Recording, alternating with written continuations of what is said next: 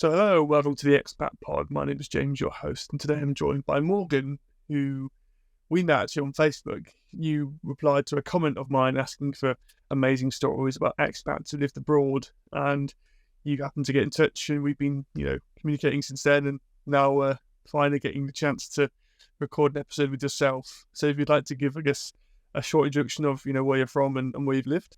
Yeah, so thank you for having me.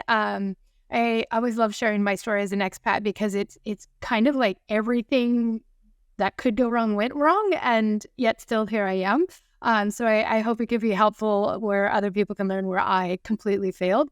But I'm originally from the U.S. I'm from Washington State, so I grew up always in the inland Northwest, but I've lived around various states from Arizona. I went to school in Oregon. And then really my main journey abroad was living-wise, was straight here to Portugal. Wonderful. Well, thank you. We'll get into the podcast.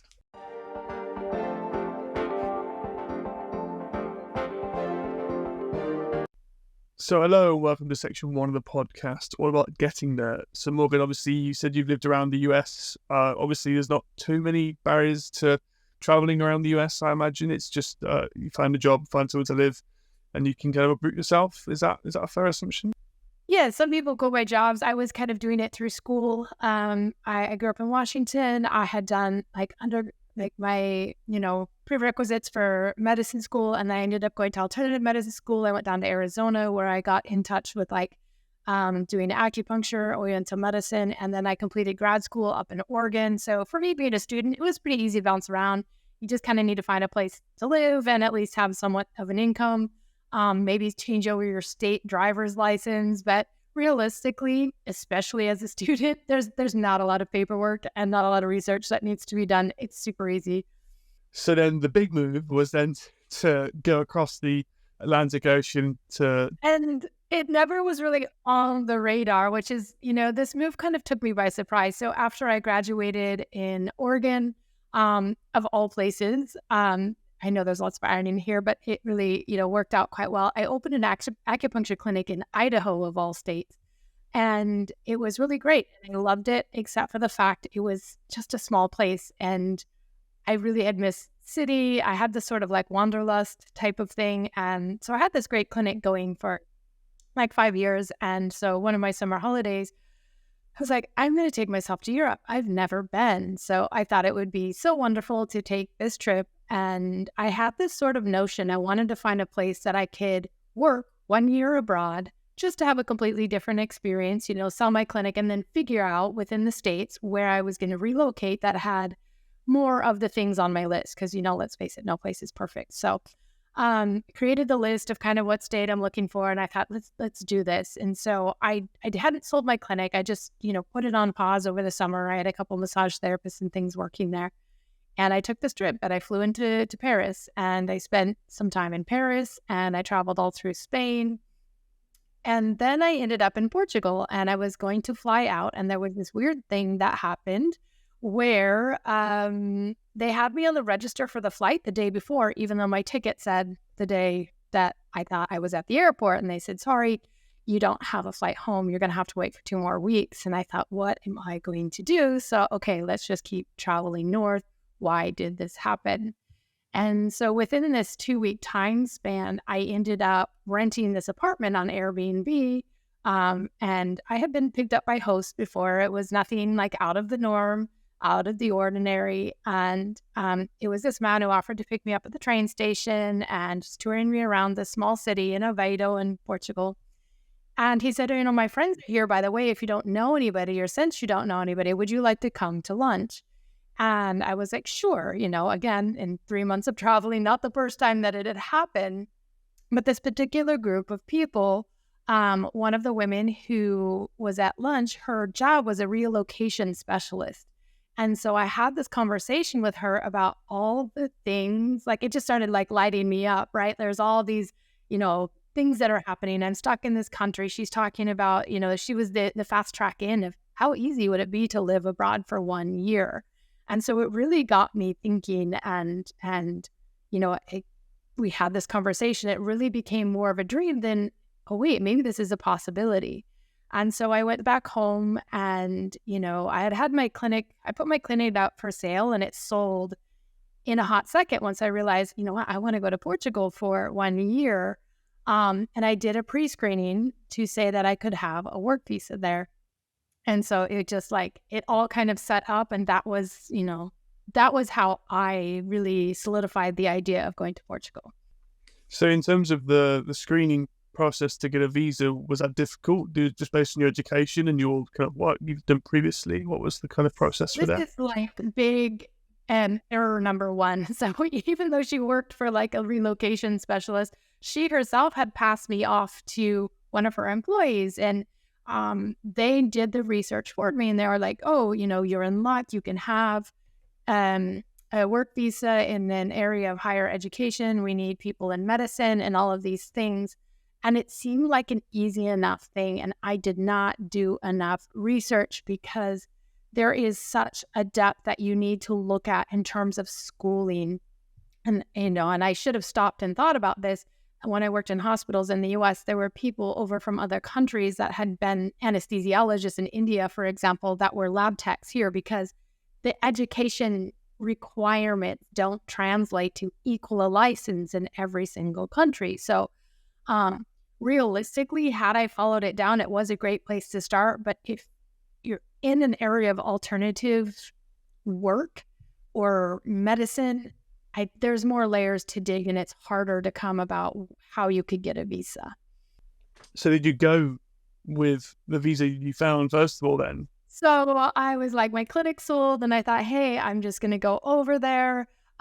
Through this couple that I met through the lunch, I ended up meeting a man that was somewhat of a romantic interest as well. So it just sort of seemed like all of these things were working out, right?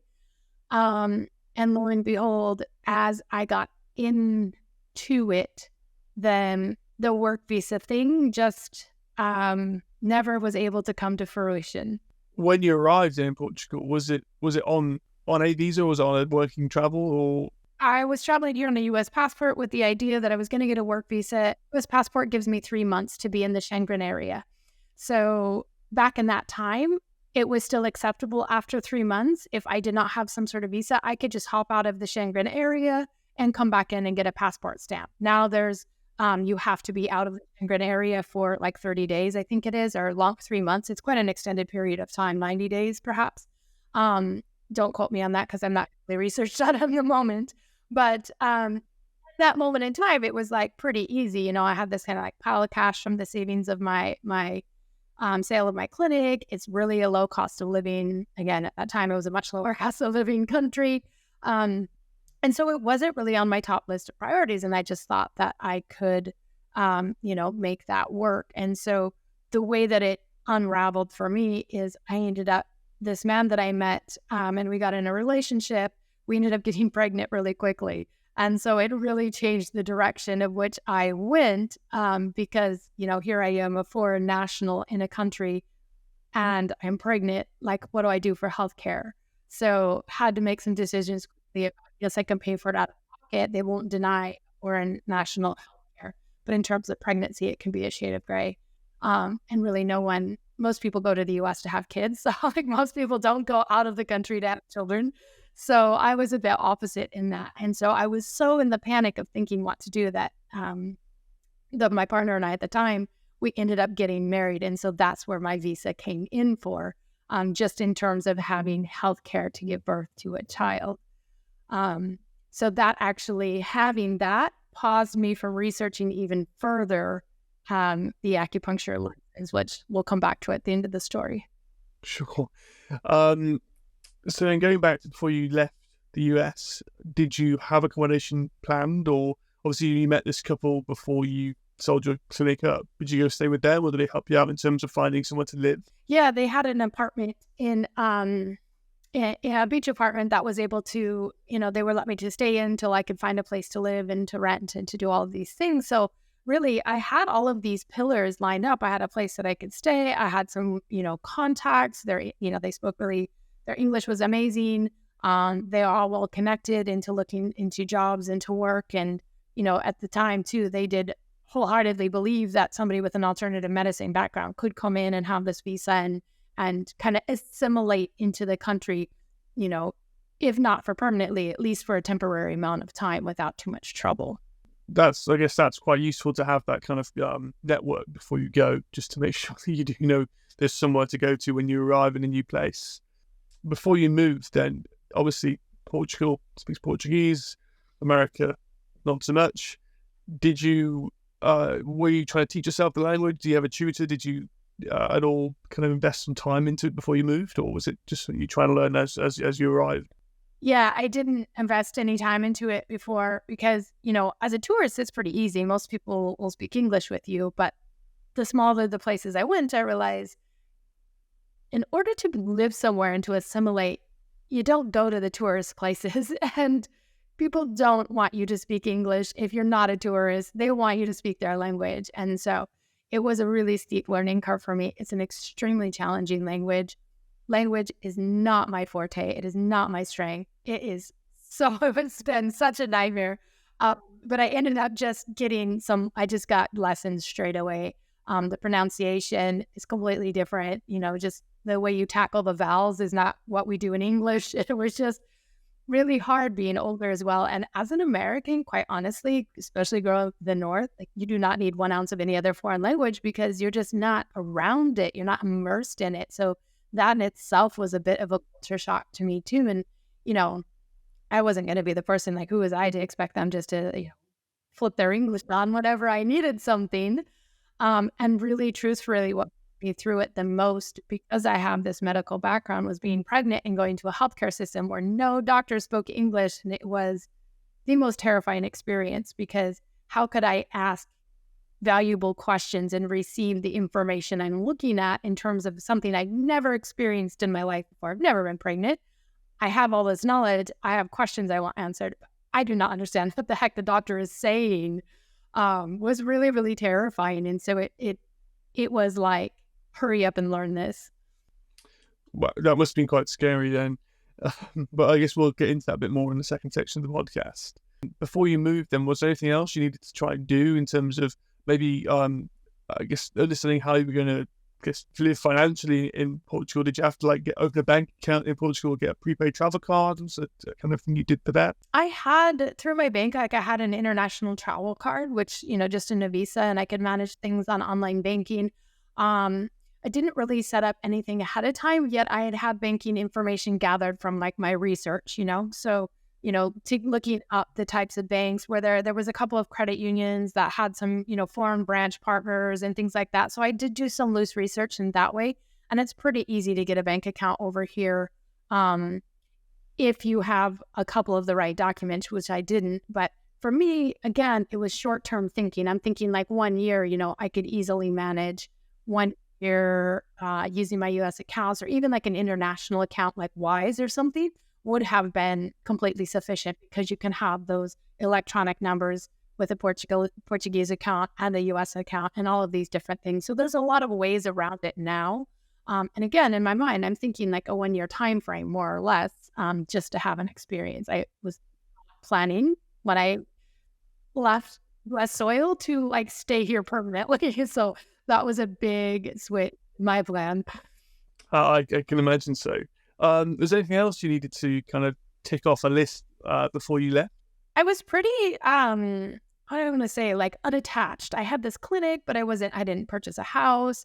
I had a car that I could sell. I had, kind of leading up to the travels, I really lightened my load thinking that I wanted to spend a year somewhere. So I was kind of I gave up my house before I went on my travel. I stopped renting. So I was kind of staying at certain friends. I did some house sitting gigs. I had these things lined up for when I got back from my travel to help me kind of pick a place and research. And I had a good backup plan if necessary. I could have rented, this place, and stayed where I was at longer if my clinic didn't sell. So I had it loosely figured out, but I was pretty unattached material things wise. I didn't have a lot of stuff. I was down to just a couple of suitcases, which made it probably stupidly easy for me to get on a plane and just think I could live in another country without problems.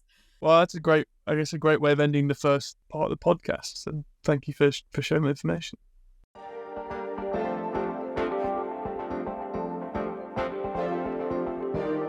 So I know welcome to section 2 of the podcast, all about being there. So Morgan, obviously you kind of shared a bit of information about obviously your life there, obviously, meeting a romantic interest and obviously falling pregnant and having a child there. But kind of before that happened, just kind of get your first impressions of Portugal. Obviously you've been there traveling, but your first impressions when you kind of went to live.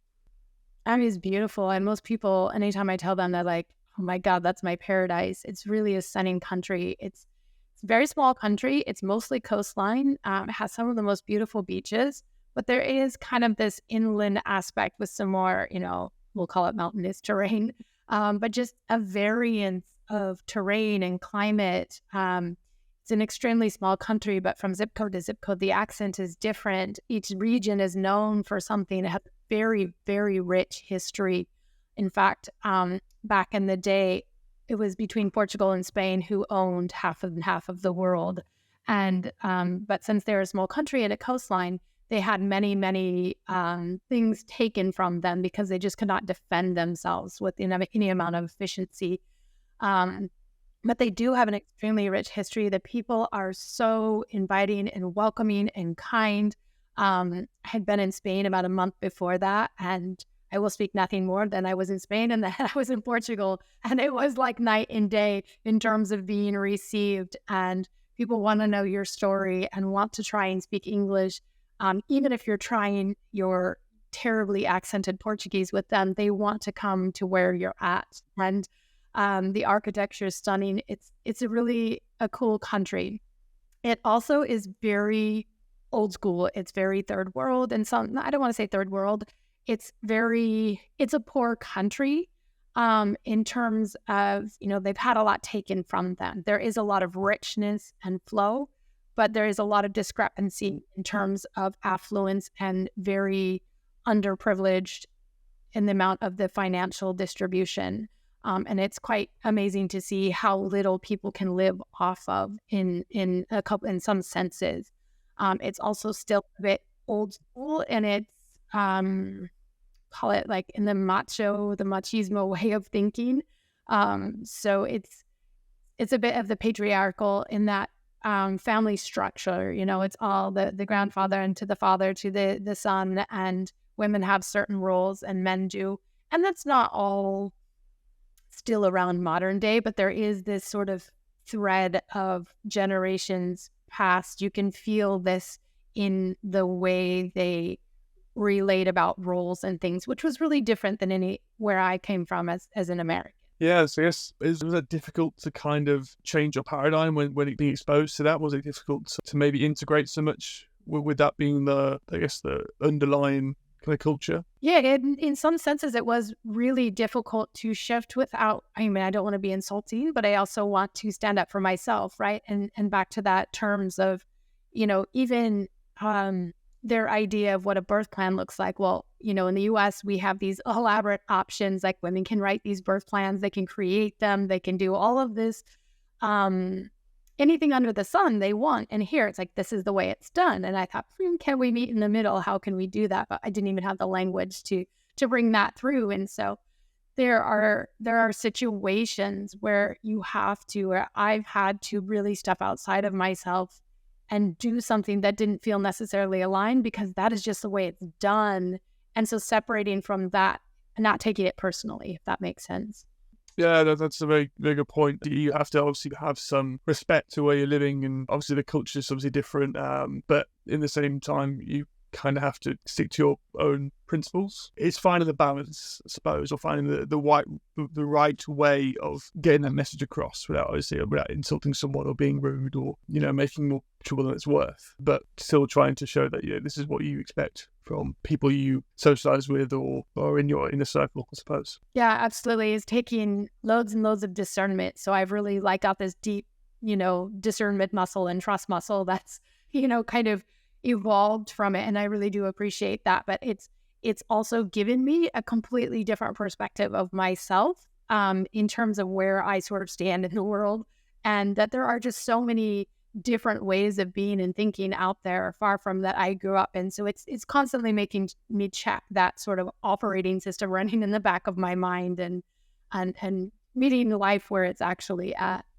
Yeah, no, it's a very good point and very, I guess, quite cathartic, I suppose, to look back and think about it after the fact, and I guess decompress what you've achieved and what you've been able to stick up for your own principles in that sense, which is obviously must fill with a bit of pride.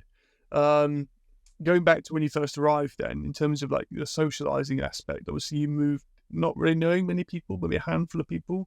So what was that like in terms of finding work and finding kind of friends to socialize with?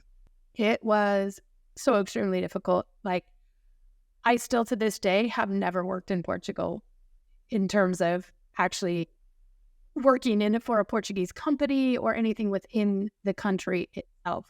That was like impossible, really, really, really impossible for me. Other people know, but for my situation, it was extremely impossible.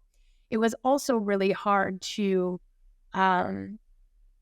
try and fill up that social need and requirement and wanting to balance it with the enjoyment of a new place without people, or, you know, looking back, maybe incorrectly leaning too much into one or two people at the time in order to fill that up within me, because it is a drastic change to live in another place, give up your community, leave your community, still try and stay connected with them. But really, I came from the Pacific coast. Over here, it's often 8 or 9 hours, depending on daylight savings.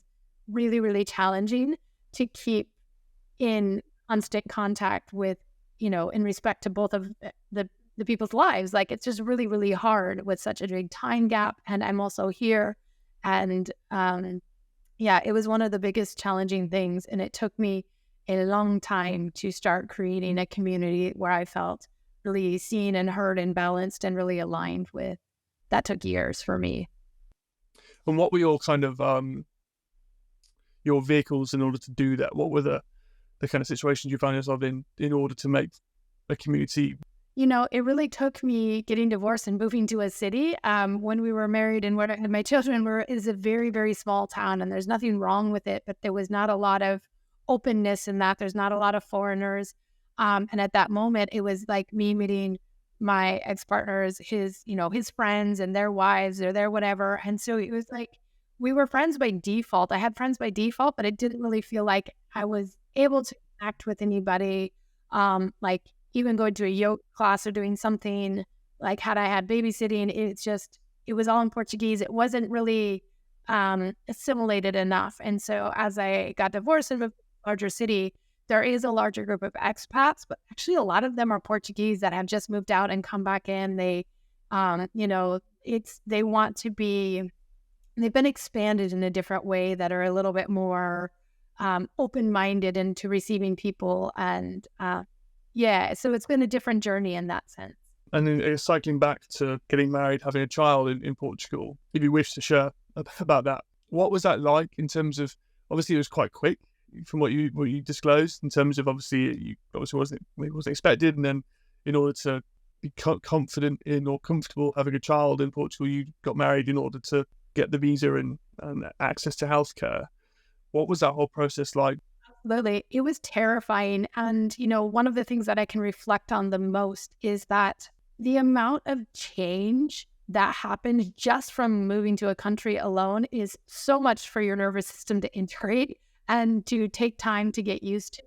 It was like I got swallowed whole by that. And even though I had all this education about pregnancy, it was just so terrifying. And it's like I didn't even think for myself. I just did, okay, this is just what you do, what you do, what you do. And I remember even speaking to a member of my family, and they were like, well, you're pregnant. It's what you do. Just stay in it, do this and do this. And I was like, I just needed at that time some sort of external, here's what you do type of thing, because I was so overwhelmed by the large change. And so at the time it made sense. And I did not research the implications of giving birth to a child in a foreign country, in terms, nobody wants to get married to somebody and have a child in knowing that they're probably going to get divorced. Like, we don't think like that, right? But I should have, in reality, thought about, well, what happens if the dad and I are not together?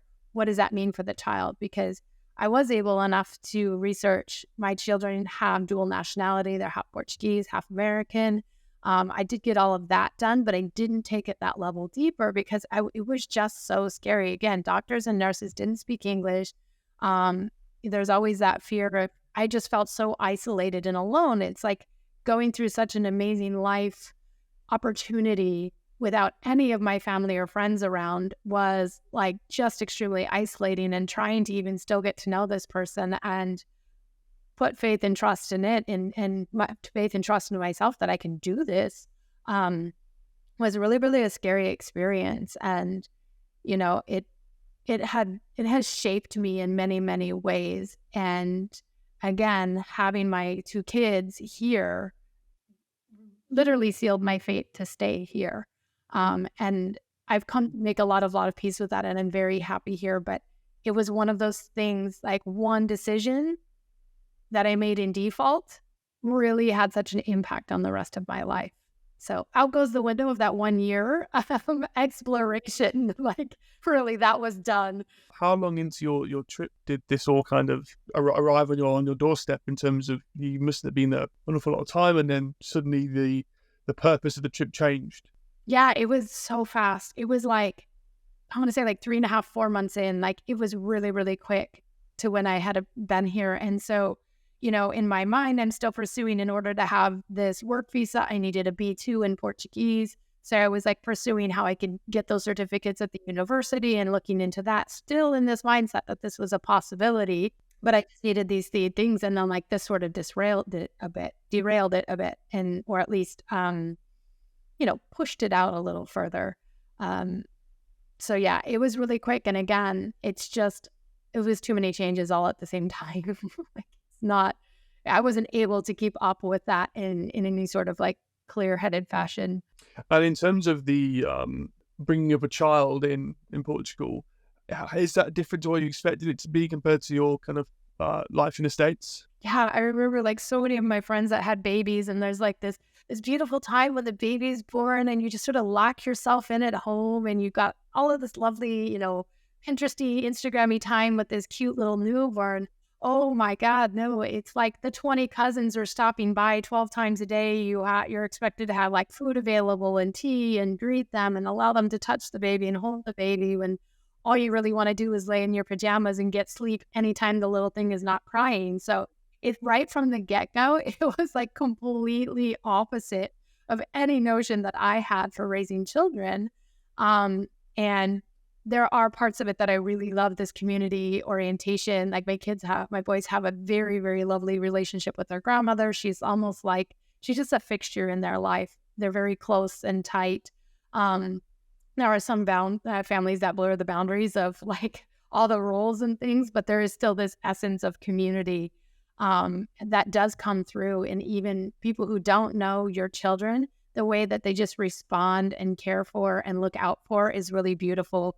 You know, as Americans, we're just so like isolated. And so this is my space, that's yours, and don't mess that around. And it's just really different here. So I like that my kids have a little bit more balance. They're not, you know, total icebergs like where I came from, but they're also not invading everybody else's space like the Latin side of the family, right? Yeah, I think it's the empathy you gain from both sides, and then how to I guess use that in the correct formula or the correct context, depending on who you're with. But I think most people lack the empathy. Again, it's all about. Yeah, and that's one thing you get from living abroad, and one thing I learned a lot from living in Sweden was the empathy of, first of all, how hard it is to be an immigrant or an expat, how hard it is to avoid loneliness. It's very easy to fall into that kind of circle, especially if the language isn't there and you're working full time, or I guess in your situation it's the fear of or the sudden need to look after a child becoming the priority of your reason, as opposed to any personal endeavors you wanted to try and do. You had to go into this kind of mode of, oh, I've got this child to look after, and that's my priority, I suppose. It must have been very difficult for you.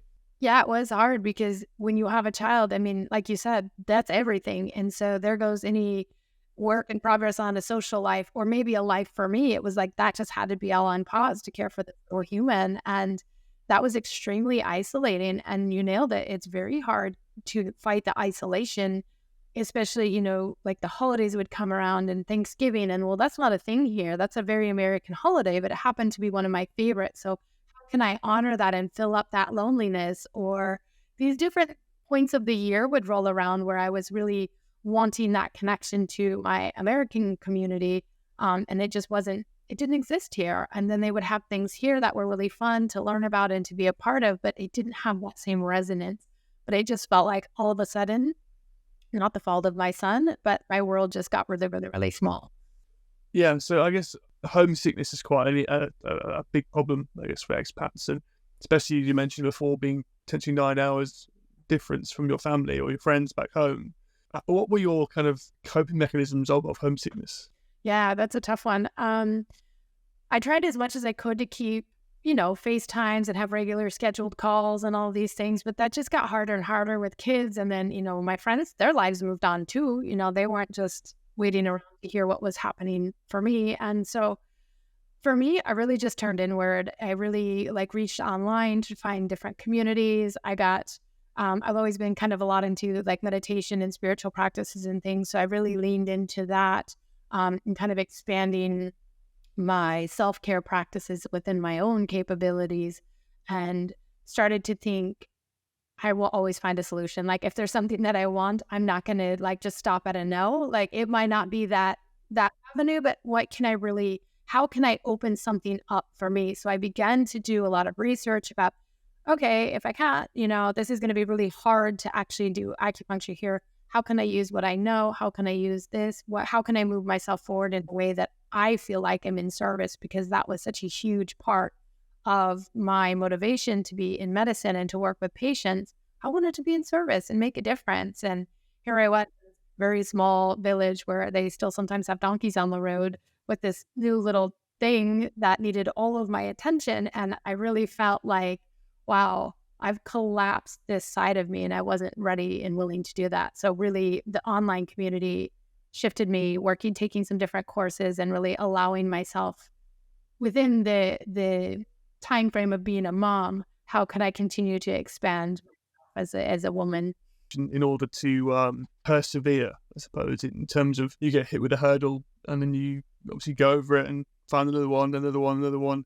It seems like from this conversation we're having today that you're still there and you're still thriving. So you've obviously managed to find the solutions to a lot of these problems, albeit maybe not the easiest way or the path of least resistance, but I guess by coming across those resistances and being able to, not just sit down and roll over and go back home, you've managed to I guess carve out what you wanted. It's not been easy, but I think one of the things that if I'm being really honest and was honest to myself about, is I've kind of always gone the path less traveled. And so honoring that, how can I find a solution? And when it came down to wanting to separate from my partner, my husband at the time, when, it was taken to a lawyer to finalize the process, it was like, oh yeah, by the way, no judge is going to let you take those kids out of the country and go home to the U.S. And it was such a shattering moment for me, because there was still a part of me, like you said, I wanted to roll over and go home, but I couldn't. So it was this giant hurdle of all right, let's regroup and figure out how do I fit into this equation? How can I thrive too? And no, it was not easy, but it's really pushed my perspective and perseverance to, like you said, kind of carve out a life for me as well. And I'm very, very, very happy that's I almost needed that hard line. No, you can't roll over and get out of here. You got to stay and figure it out, because I'm not sure I would have achieved the depth of my life that I have now without it. I guess it cemented your direction in terms of, I'm here, so I have to move forward in this location for it to work. What was, I guess, again, it might be difficult. What was the experience like going through a divorce in a different country? Because obviously there's a lot of legal process, which I guess will not have been in English for you. So what was your level of Portuguese like during that time? Or did it help you improve Portuguese? By that time, my level had really risen. But what I had noticed is that, and I'm sure anybody living in a foreign country picking up a second language, in moments of stress, words go out the head, right? You just lose. You can have what you wanted to say in your mind. But that moment, I had actually, in researching lawyers, I had contacted the embassy, and they gave me a list of lawyers that spoke English and Portuguese, that knew American law and Portuguese law. And so, ironically, the actual divorce process was so simple. Like, and I know that he and I made it that way because, like, I didn't really want anything. And it's not that I wanted to take his kids away. There was just that homesickness in me that was wanting to go home, because in my mind and my bones, that felt easier. But in reality, like, that was just something that I couldn't have in order to fulfill that homesickness. So other than that, that was like our only sticking point. The hardest part was jumping into a city as a sort of non-person. So my residency had expired. I was still under the family residency. I went to renew it. The system that was renewing any immigrants' residency, they collapsed and they were no more. And so, like, here I was, this person without papers, yet I can't leave this country. I was literally not a person. I was nobody. I couldn't go to the bank and get anything because I was on a traveler's passport, because, my residency card was missing, like all of these things. And that was the really hard part, trying to rent an apartment, as not having a work contract within the country, not having even the right documents, having to find somebody that I can trust to say, hey, will you be my guarantor?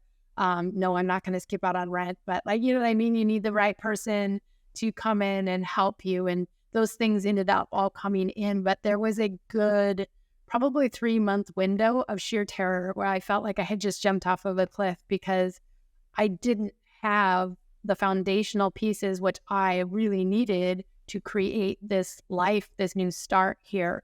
But piece by piece, they did come in, and I was able to kind of start over from scratch and get my bearings in a city I've never lived in before. Get my boys into a school they had not been in before. I mean, thank God that their Portuguese is perfect, so I can, like, pick up the slack where I couldn't. Even, yes, I know they're still very, very young, but it was like one less thing that I was advocating for, or having to figure out. Like, they were good in that sense.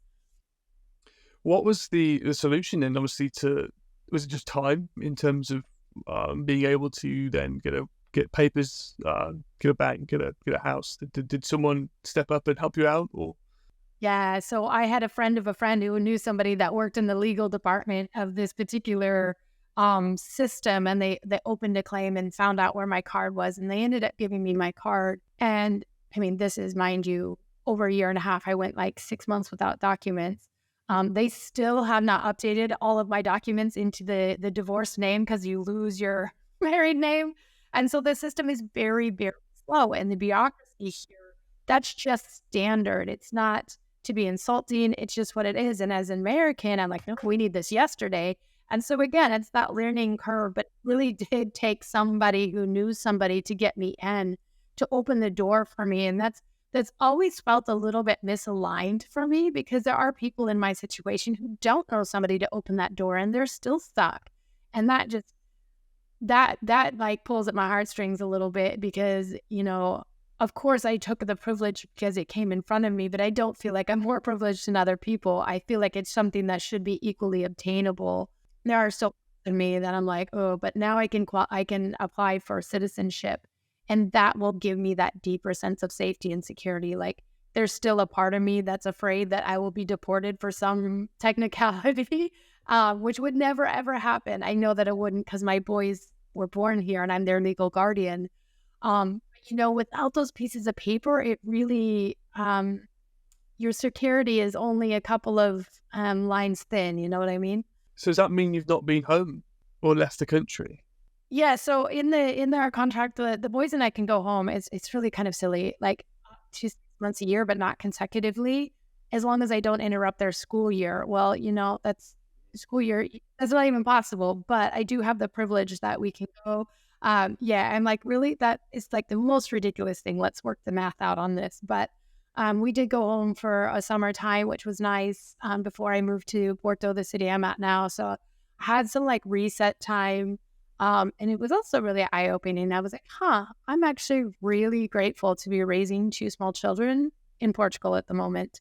And I don't think I'd be want to raising my kids in the US based on this sort of cultural community and this sort of small place with a lot of history that I have experienced. So I was able to see the contrast and, you know, look at it through the eyes of not just homesickness. So yeah, we did go home, and we will again when they're a little bit older. 20 hours of flying with a 6-year-old and 4-year-old alone is kind of one of my versions of hell. I'm not going to lie. So we're going to wait a little bit. I think it might be the versions of hell for the other passengers as well. So. I think so too. And, you know, bless them. They did an amazing job. Amazing, amazing, amazing. I think my nervous system was like shot for like 6 months after that, but maybe some of the other passengers. So what was it like going to the big city then compared to where you were living before? What's the differences? I love the city I'm at. It's like the sweet spot. It thinks it's a big city, but it's like a big town, you know, but I love it. It's got everything. We've got a huge expat community. There's more English. It's up and growing. I don't really have much of a stance on tourism. Some people really dislike it. Some people are like, oh, we need it. I think, you know, it's part of a city that you live in Europe. Even in big cities in the US, it's there. It has its pros and cons. But it's just such a diverse city, and it's really accessible. And it's just opened so many doors. In fact, my Portuguese has accelerated because I don't have to speak it in order to survive. It's been sort of in this fluid immersion where I feel like, hey, you know what? I'm going to use my Portuguese, and I've gained so much more confidence and language skills and things in it. And I've actually met quite a diverse community here, which I'm really, really grateful for. So it changed my world. I have community, I have friends, I have balance. The boys go with their dad who lives, you know, and 40 minutes away, or their grandmother couple weekends a month. And so then I have this like freedom to kind of have my own life. And then, you know, we have our day-to-day, you know, family stuff. So I think in the end, the solution like provided balance for everybody. Yeah, that sounds like you've got yourself into a great place now, which is always great. What is it like in terms of obviously work? You said you've sort to find work in Portugal. So how have you managed to keep working? Is it all online or? Yeah, I work all online, and so one of the ways through that I found, and it wouldn't be for everyone's road, was I was like, how do I have some sort of licensure to cover what I can do, how I can share my knowledge? And so I went into the world of coaching. And so I've really pulled together like a lot of my spiritual gifts and tools and a lot of my medicine background, you know, a little bit of spirit, a little bit of science, and putting it all together and have coaching. And I have like a really thriving business. And it also has allowed me the freedom that I am a single mom. So all of my free hours during the day are when my kids are at school. So I really am in control of how I can work and when I can work, and yet I can still do all of that. And then ironically, when I gave up any notion of working here in Portugal, it recently came across my radar that to start teaching some meditation classes and things at a local yoga studio here. And so little opportunities are starting to come up in ways that I would have imagined. But again, it was like not forcing that down. And after it's been 7 years, I've been here 7 years in November, it is still like red tape for an acupuncture license. And I've surrendered that I will not be practicing acupuncture here in Portugal. If it does happen, it'll be nothing short of a miracle. But at this point, I'm not even sure if I want to. You know, for me, it's been a lesson in just letting go of controlling how everything looks. And I still can use a lot of knowledge and training, and I still can be in service. It just doesn't have to look like owning a clinic and sticking needles in people. It's great to hear that you've obviously, again, persevered and found an opportunity in order to do the work you want to do, which is important. People can probably just find work in some capacity, but maybe it's not what they're passionate about. But it seems like you found the balance of that, which is always wonderful. Lastly, I suppose, on living in Portugal, have you experienced much reverse culture shock? Obviously, you said when you went back home for the summer, you were quite grateful to bring your children up in Portugal as opposed to the US. Was that because of a reverse culture shock you experienced, where going back it's not as nice as you remembered it? 100%. It was extremely reverse culture shock. And I think some of it started through a couple of the last presidential elections. We'll just leave it at that. But like when I was over here, I just saw a lot of things really, really shifting and hearing a lot of different policies. And really, like, I subscribed to the American U.S. news for many of my first years, like really wanting to follow it. And I was just like, I'm so sick of reading about mass shootings and inequality and this and all of these riots. And I know this happens all over the world, but I think I had forgotten about the sheer intensity and almost the desensitization of reading about all of these things every day. And comparing it to I was also following the Portuguese news. And, I followed one out of, I think it was something out of London, just to get some news in English, some national news in English, and just really starting to piece that together. And then also being really just immersed in a different culture, what I was feeling, the conversations that was coming up around me when I would meet new people, like the completely different directions we were going versus when I went home, it was very politically oriented and judgment in here and everything was polarized. It's like, oh my God, this is another version of my hell. Why did I fly 20 hours with 2 toddlers for this? It was not great, like not a good choice. I was so grateful for the culture that my kids do have. There are a lot of benefits and a lot of great things that America has, like 100%. There are still some things I miss and I want my kids to experience, but I want them to be fully steeped in a different culture before they go in and say, oh, hey, let's check out these good things. Don't pick this up as culture, by the way. Just check out this thing, Again, I've been to America quite a lot, and I've obviously exposed to American media because everyone has, especially in the English-speaking world. Politically, it feels like it's very tribal between the two parties because it's mostly bipartisan. It's in Europe, and there's still people in Europe which are still very, picking the team and sticking to it. And in America, there's a lot of people who are very mature in terms of how they talk about politics, but it feels like you either are with us or you're against us. There's no like balance on certain policies. There's no, I want to look at what the manifestos are, what the choices we're making in an election. And okay, 5 out of 7 of these policies I agree with. Therefore, this is the best candidate for me going forward, and I'll choose that person. And then I'll change it next time if a different candidate has aligns more with what I want. It's very much I'm doing this and I'm sticking with this going forward because it's like choosing a football team or sports team. You stick with it for life.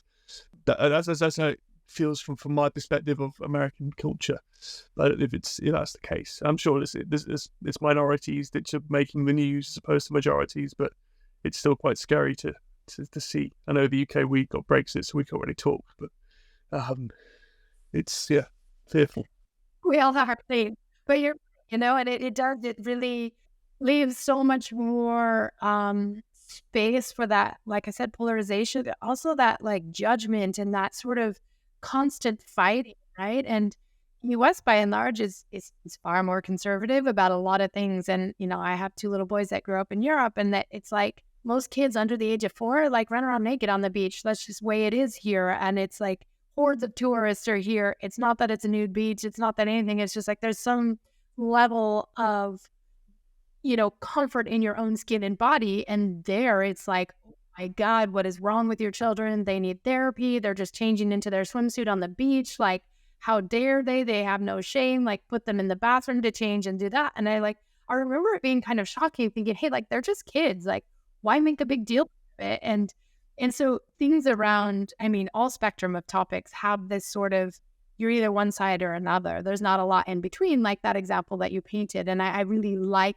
this sort of, hey, I'm going to take in all this information and make my own choice.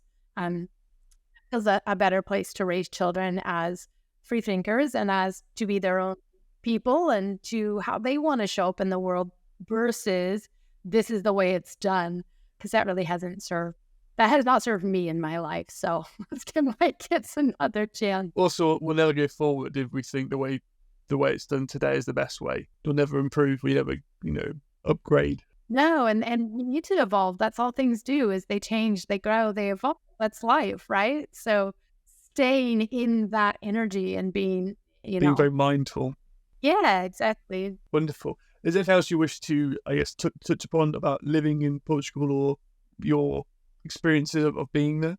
It really is a paradise in many, many ways. But what I have learned is that no place is perfect, and there's going to be something that rubs you the wrong way. It just, in terms of your documents or, this policy and that and tax, just, do what makes sense for you and do it open-eyed and well-researched and clearly make your decisions. Don't decide by default like I did. You will not have a nice experience. Well, I guess it's the fact that you still call it paradise shows that all the hard work you have done being there and all the kind of pressure putting you backwards that you've experienced, and you still calling it paradise must mean you've succeeded and you've obviously had a win, which is great. Yes, I feel quite triumphant in my ability to make a lot of peace with Portugal and me being here, and really leaning into how can I make that the best thing that happened to me. Wonderful. Well, I guess we'll see you in section 3 of the podcast.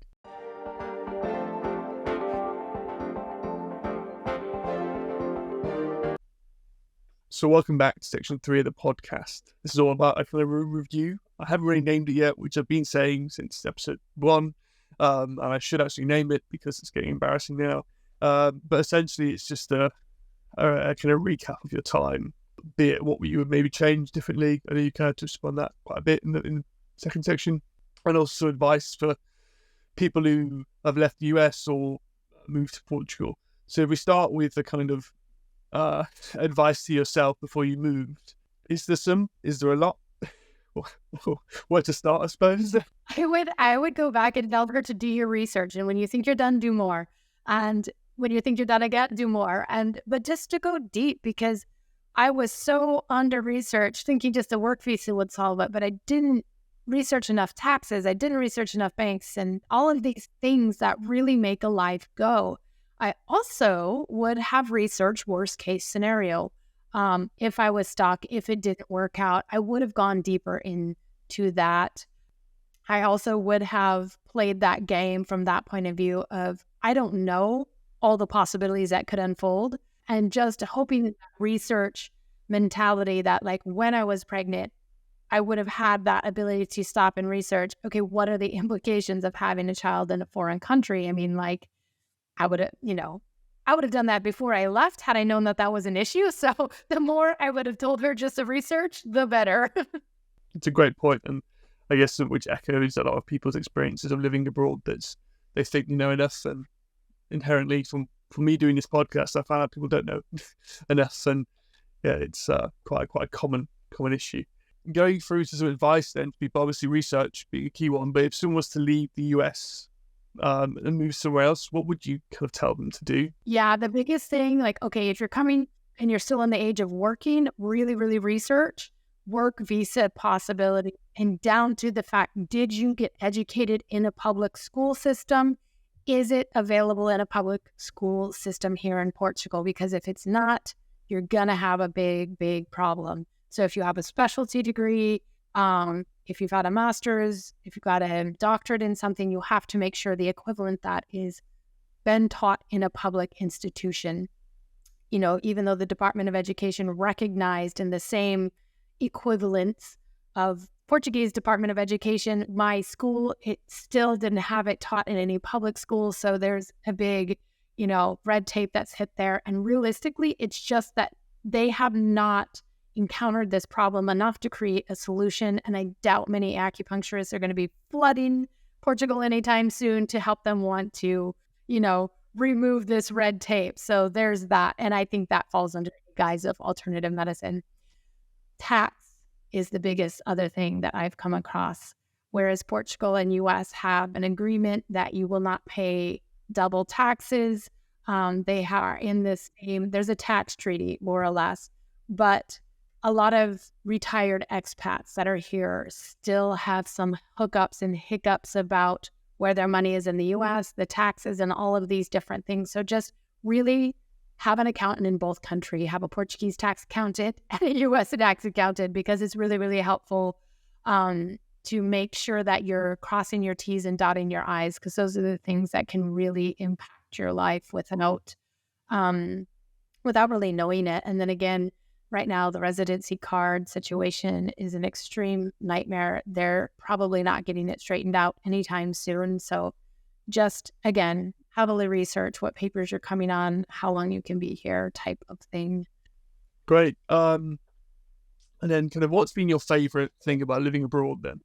What's been my favorite thing? Really, Europe is in my backyard, which is like where I came from. That's like unicorns and rainbows. That's not something that was really accessible. Europe was this giant thing so far away that took, all of these resources. And so I'm really looking forward as the boys grow up, being able to not have long flights, but go check out a new European city that I haven't been for and spent the weekend because it's really, really accessible to get around. What's been your favorite European city you've been to so far then, other than obviously Porto? Yeah, let's see. Since I've lived here, I've been to a couple of places. Obviously I was in Madrid before. I went to a small Spanish city called Valladolid. It's near Salamanca, and it's amazing. And they're actually doing a really big King's Day celebration, which is on the 6th of January. And that's when they actually do the gifts for Christmas, is on King's Day. And so I'm thinking about taking my boys back there over that weekend in January to see all of the kings on the horses and all the parade and everything that's happening through that festival. Whether that happens this year, it is on a Saturday this year, and the next Saturday will be in like 7 years. So, yeah, but I got that to decide too. But really, it's only a 3-hour car ride, and we've been to that city before, and it was relatively successful in terms of traveling with 2 small children. So it was successful enough for me to consider it again. I have to say that was a really interesting city. What's the next 5 years of your life? What do you want to do? Do you want to stay in Portugal? I guess you have to for your kids, but is there limitations on that in terms of when they get to an age they can then move? Or it's really interesting. It's not an age, it's when they decide the child has a voice. But we're not going anywhere anytime soon, and I'm really happy here. Even in terms of different Portuguese city, of course, everyone knows Lisbon, but it's really big. And I would love in the next 5 years to have roots here. So buy a house. And, I think about terms of summer vacation, and realistically, the Algarve in the south of Portugal is it's epic. I don't even have to leave the country. It's a 45-minute plane ride. It's really simple to get down there and do some, good balances of that summer break and have those beaches in the sun, and that it's not the Mediterranean, it's still the Atlantic, but the water is warmer. Those type of things. So really just in the next 5 years, I see myself just really flourishing here, hoping to have some more community. I would love to put on some in-person retreats. There's between Alentejo and the Algarve, there's these regions that are really beautiful for hosting some of these kind of, spiritual and personal development retreats that I'm super into. That's amazing. And as always, kind of thank you for being a guest on this podcast and sharing your story. It's obviously quite a sobering one in terms of the difficulties you faced when you first arrived, but it's great to see that you have flourished into this kind of situation you find yourself in now and are able to do that kind of forward thinking of achieving dreams, which is, I guess, maybe when you were in the kind of trough when you arrived, that might have not felt so far away. But yeah, thank you for sharing that all with me and being so open. It's incredible to witness or be just a listener to. I guess, is there anything else you want to share before we kind of finish the podcast? No, just thank you so much for having me and for listening. I mean, I'm in terms of how to be an expat, I'm probably not the person to ask, but I also find value in sharing my story to anybody who's struggling that has, maybe not gone to the depths that I have, or the depths in a different, category of their life. You're not alone. You're not the only expat that's experienced some really, really hard times. But, I just like to speak to the resiliency of we as human beings, that we can get ourselves into different situations, regardless of how hard that it feels. No, it's a great word as well, resilience. I think you only understand the limit of your resilience by being in situations which are difficult. And most expats, almost people who live away from home, do find that quite difficult, because there's the day-to-day running is is heavily disrupted just by being somewhere else. You lose your network, you lose, the ability to trust the language you can speak in order to, read documents and everything. So, yeah, resilience is something which a lot of expats do develop or do enhance. Wonderful. Well, again, thank you for commenting on my posts on Facebook and then agreeing to do this. Is there anything you want to share in terms of your own work or the retreats you're looking to run? Yeah, I mean, if anything resonates about my journey with where you've been at, whether you're an expat or not, I mean, it's the area in which I work is kind of how to turn in and look at some of those choices that we've made that contributed to our reality not maybe working out the way that we wanted, as well as kind of, I touched on that sort of operating system, really getting into that mindful way of thinking. So you can find me just under my name, Morgan Rockwell, and read all about any coaching that I provide to help you control and be the driver of your reality. I'll be sure to put a link in the show notes for it as well. Thank you. Wonderful. Yeah, and we'll, again, if you have taken some great inspiration from this podcast or something resonated with you, please do let us know. Please do get in touch. I'll be sure to forward things on to Morgan to answer if anything I can't answer. But yeah, hopefully we'll see you next time for the Expat Pod.